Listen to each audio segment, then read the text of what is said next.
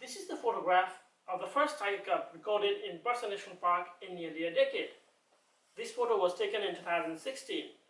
We were very excited to see this photograph, as the picture of tiger cub means the tigers in the park are breeding and the tiger population is going to increase.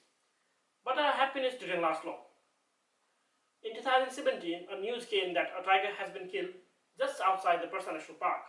We thought, oh no, it's the same tiger cub. We went there and found out it was a different tiger from the park. That tiger had entered into the village and villagers killed the tiger to protect themselves and their livestock. There were similar incidences of tiger coming out of the park.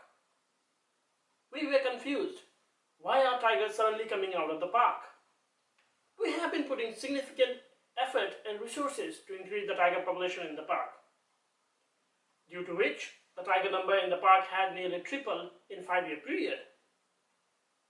There were more tigers in the park than the park could support, and that was the problem.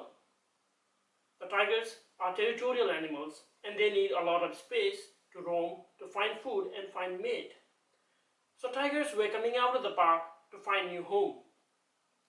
But most of the national parks where tigers are found are surrounded by villages and has a high human population density. These local people also depend on the forest of the park for their livelihood, to get fuel wood, fodder and graze their livestock. So whenever tiger tries to come out of the forest, it usually leads into human-tiger conflict.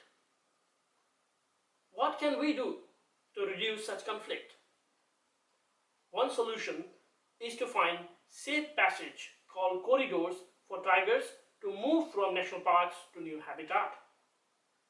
In my PhD research, I'm using satellite imagery, computer models, and tiger monitoring data to identify such tiger routes that are far from human settlements. The good thing about tiger is that tiger naturally likes to move from forest and avoid human disturbance, which makes our job a lot easier.